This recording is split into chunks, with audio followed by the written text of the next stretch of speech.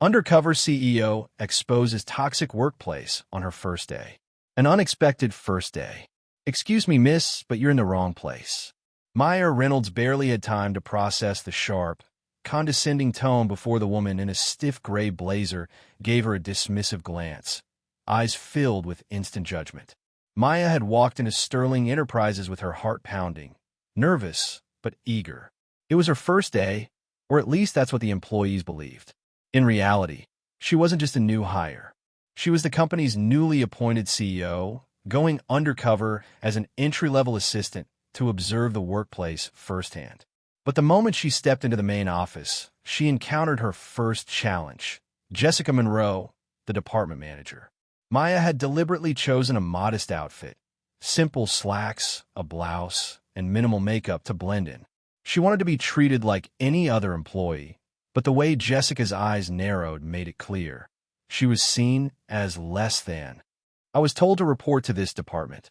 Maya responded, keeping her voice neutral. Jessica scoffed. And who exactly hired you? Maya fought back a smirk. You did. Instead of revealing her identity, she handed over a copy of her employment letter. Jessica barely glanced at it before tossing it back with a sneer. Figures. HR keeps hiring just anyone these days. Then, turning to a passing employee, she muttered just loud enough for Maya to hear. Bet she's some diversity hire. Probably had to fill their quota. A cold fury ignited in Maya's chest.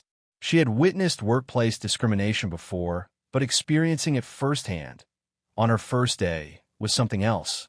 Her plan was to observe the company for a few weeks before making changes. But now she wasn't sure she could wait that long. A toxic workplace uncovered. Maya spent the day silently observing. What she saw only confirmed her worst fears. Jessica wasn't just a problem. She was the symptom of a much larger issue. She noticed how Michael, an older black employee, was routinely assigned the most tedious and thankless tasks, while younger white employees were handed opportunities to shine. Sophia, a Latina receptionist, was constantly interrupted in meetings, her ideas dismissed before she could finish a sentence. And as for Maya, Jessica handed her a broom and snickered. You can start by organizing the supply closet. Maya clenched her teeth. This woman had no idea who she was messing with. Throughout the day, Maya continued taking mental notes. The double standards were glaring. Minor infractions for minority employees were treated as serious offenses, while others got away with far worse. Promotions weren't based on merit but favoritism. Employees who challenged Jessica's authority were subtly pushed out.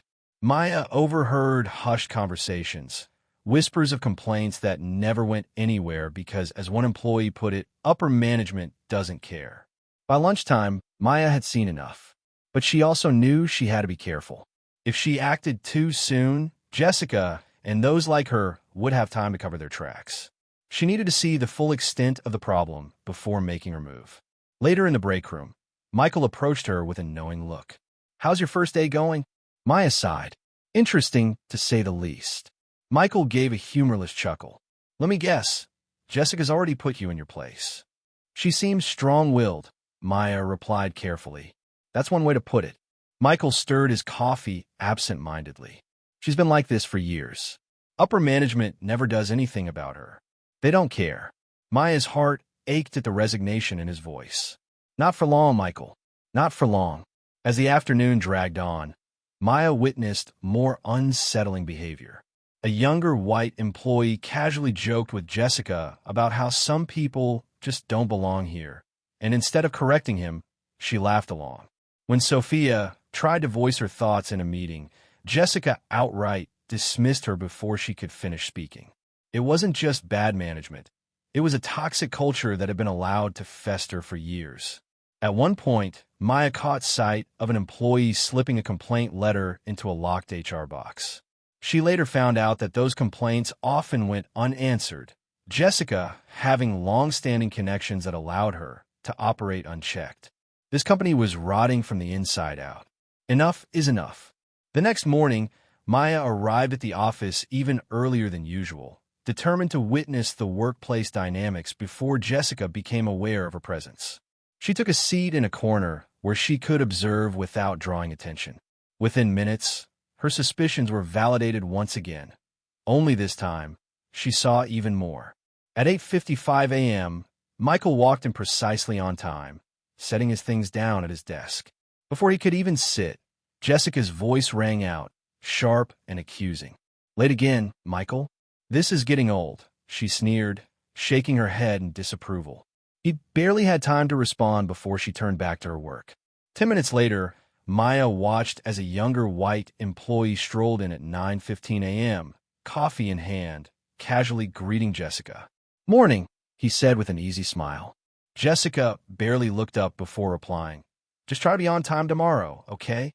Her voice was light, almost teasing. The stark contrast in treatment made Maya's stomach turn. During the morning team meeting, Sophia cautiously spoke up, attempting to offer a suggestion to improve workflow. "I was thinking that if we adjusted the scheduling system," but before she could even finish, Jessica raised a hand, silencing her. "Sweetheart," she said with a condescending smirk, "let the men handle the important stuff. Why don't you focus on keeping things organized instead?" The room fell into an awkward silence as Sophia's face burned red with embarrassment.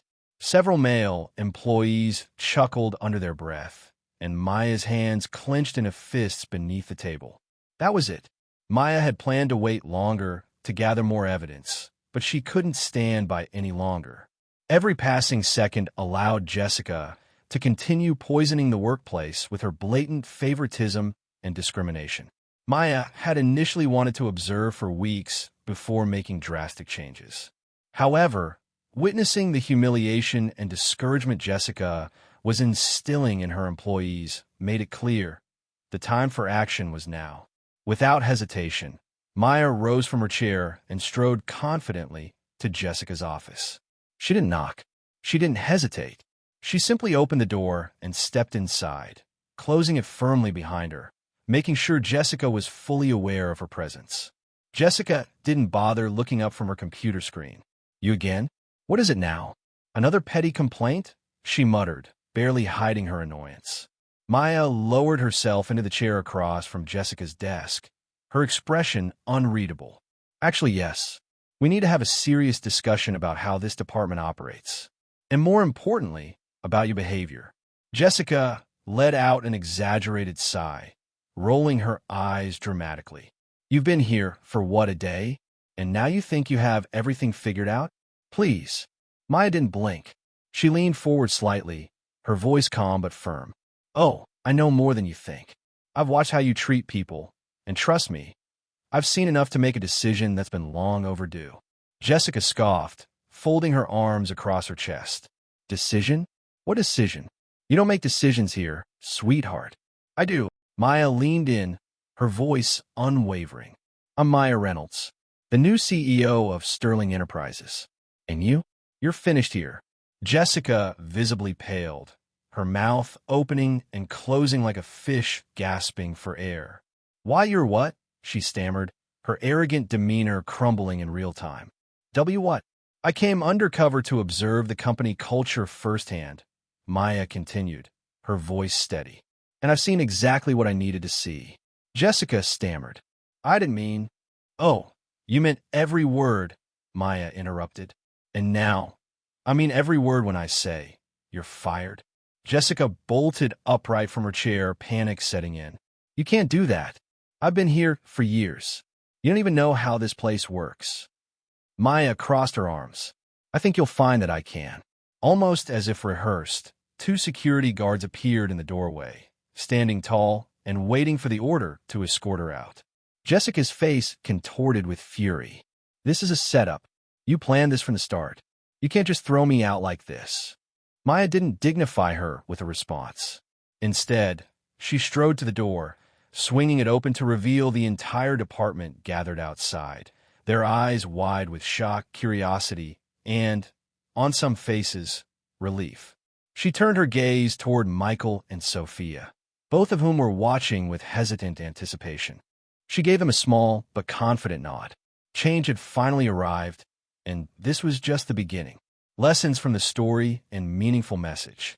The story of Maya Reynolds going undercover to expose workplace discrimination is a powerful reminder of the importance of leadership, fairness, and accountability.